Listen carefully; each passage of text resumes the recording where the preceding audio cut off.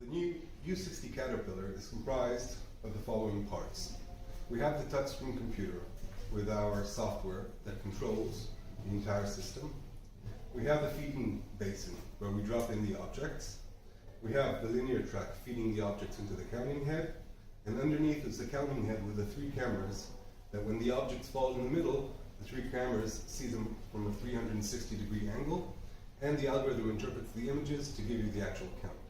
At the end, when the objects fall, they're collected by this box underneath. The first thing we need to do when counting a new object is setting up the object for the system.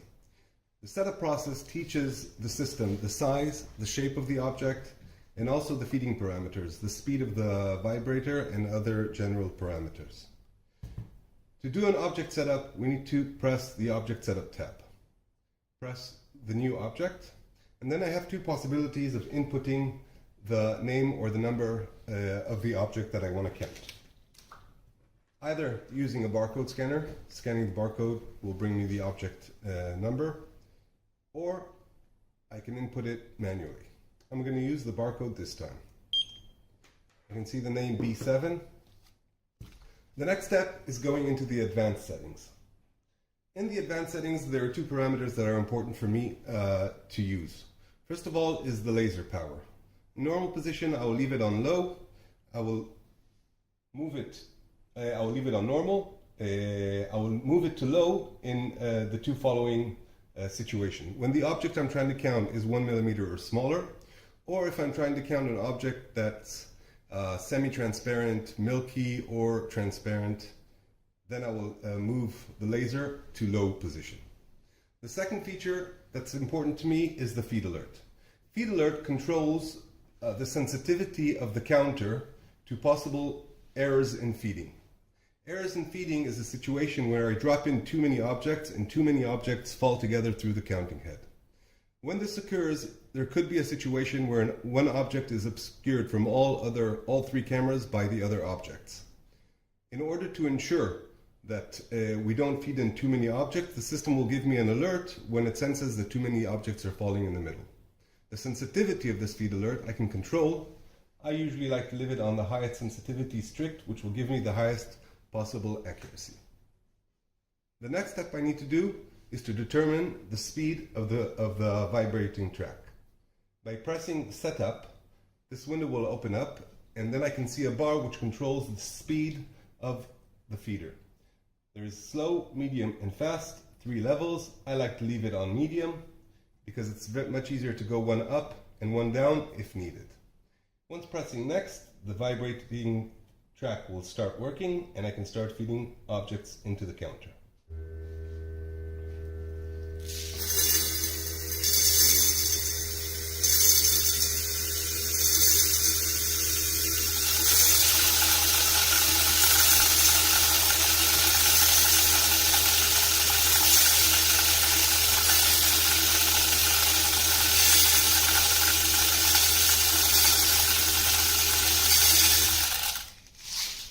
Once the system has enough samples, it stops by itself, and the only thing left to do is press Save, and this object is stored and saved on the system. You never have to repeat this setup process for this type of object. It's stored on the system. Anytime you want to count, even a year later, you choose the object and just count it. Another advantage of our new U-60 Caterpillar is that if you have multiple counters, multiple of the U-60 Caterpillar counters, you don't need to do the setup process for each counter. You can copy the object setup from the first counter you did to all other counters. Next step will be counting the object. Counting on the U-60 Caterpillar. In the count module, I have 2 options. Either free count for general counting, total amount of objects counting, or I have the possibility, if I uncheck the free count box, to do target counting, batch counting. In this situation, I can choose the number of bags I want to count and the number of objects per bag. We'll start off with a free count. In the free count, I choose an object either by picking it from the bar, which will open up here if I press it, or I can scan the barcode, which I've done during the setup, and the object name will come up.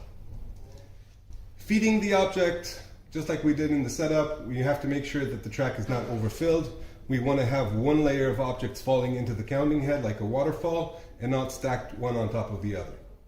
I do that by making sure I'm not dropping in too many objects into the feeding basin. Pressing start and start to feed the object.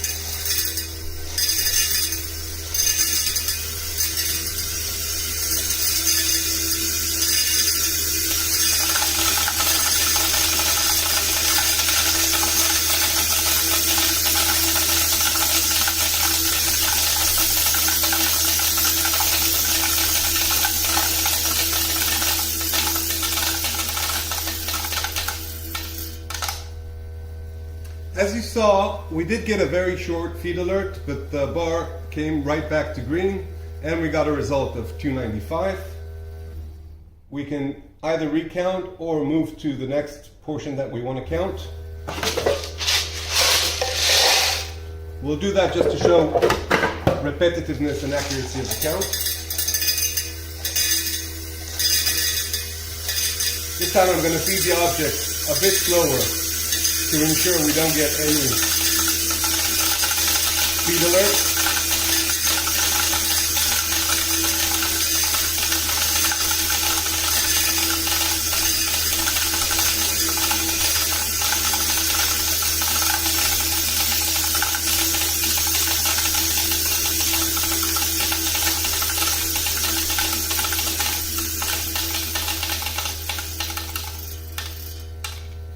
And with no feed alert, full green accuracy, estimated accuracy bar, we got the same result of 295. In my next count, I'm going to try and show what happens if I try to feed the object too fast. I'm going to move to the next bag and dropping all the objects at once.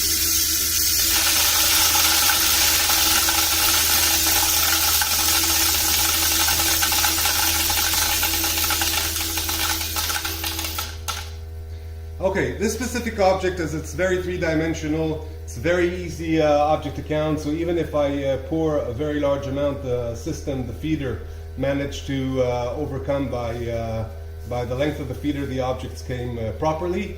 I'll choose another object which is a bit more difficult to maintain unless you feed it properly.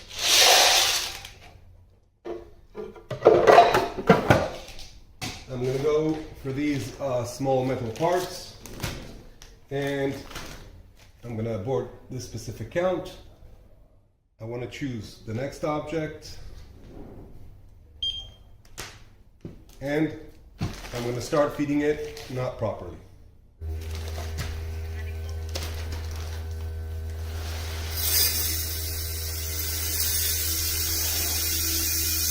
Okay, so I dropped in a very large amount. And as you can see, the accuracy bar immediately went down, first to yellow, then to red, and then back again to yellow, stating that the feeding is not proper and it's recommended to restart the count. In extreme situations, like what will happen here, if I drop in way too many objects, it'll stop the count all by itself.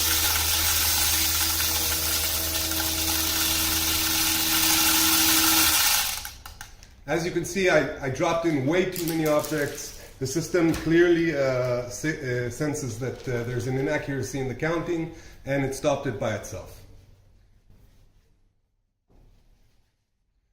Target counting on the U-60 Caterpillar. Again, choosing the object, using the barcode scanner, or choosing it from the roll down menu from here, and unchecking the free count box. These two windows open up. Number of bags, let's leave it on 5, and count 2.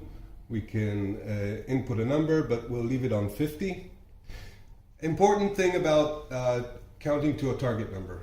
The counter works in the system where it counts very fast up to close to the target. So for instance, we're trying to count 50. It'll stop the fast counting at about 40 and then use pulses, extra pulses, to drop in the parts to reach the target. We have this bar that controls the strength of the pulses from slow, medium to fast. I usually like to start off with slow, and if I see that I can increase the speed, I increase the speed in order to make the process a bit faster. Again, increasing the speed raises the risk of overshooting the target. So we're doing 5 bags of 50. Let's start the first bag, pressing 1, and again I'm feeding the output.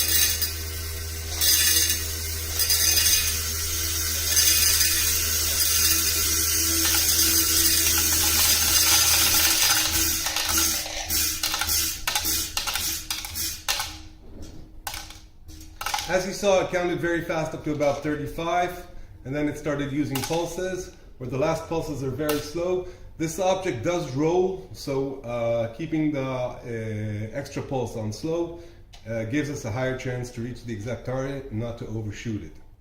Next bag, 2 out of 5.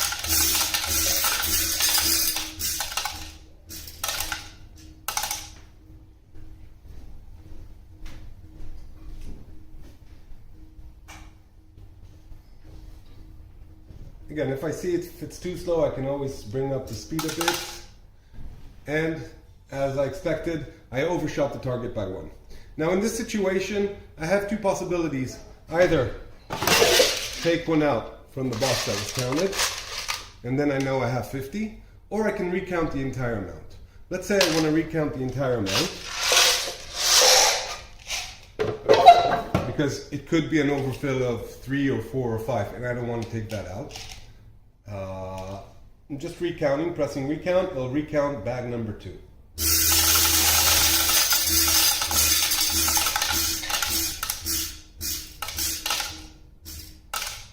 Okay, you reached 50 and move to the next bag.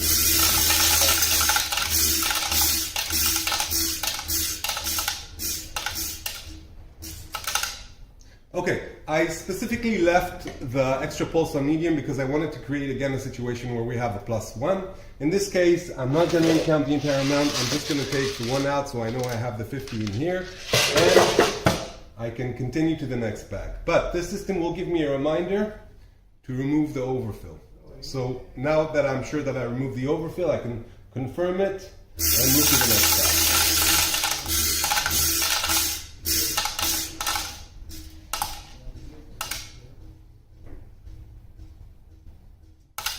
As you saw, I dropped down again the extra pulse strength to slow to make sure to increase the chance of reaching the exact target.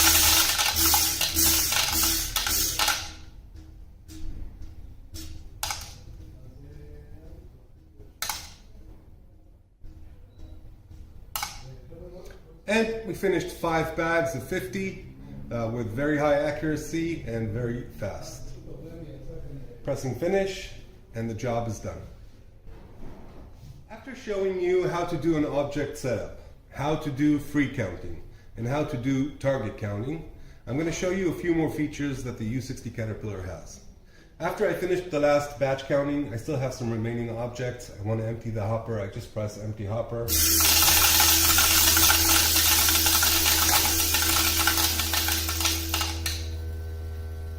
And it'll empty out all the remaining objects in the machine. A few more features I'd like to show you. We have the history module. Every count, every session, and in fact every action that's done on the system is recorded. So if it's the sessions, every session that we counted is recorded. Every notification that we got during the count will appear. All of these records, you can go into each specific count, see exactly what was done, by whom, date, time, the object that was counted, the number of objects that were counted, number of bags if it was part of a batch count. All of this you can print out as reports, as PDF reports, or you can transfer it to your own ERP system. Audit trail. Every action, as I said, that's done on the system, every click on the system is recorded, so you also have full history of that as well. This is the History tab. If we go into the Settings tab, a few more options I'd like to see. This system can be connected, as I demonstrated, with a barcode scanner, can be connected to a scale, can be connected to a label printer, and you can define automatic operations, so after each count you do, a label will be printed with the relevant information, or you can decide that after each press of the printer button, it'll print out the label. It can also connect to a server. If you have multiple counters and you want them connected to the same server to share the setups, object setups, this is also possible. Users. The system enables the use of users with specific possibilities for each user, different levels of users.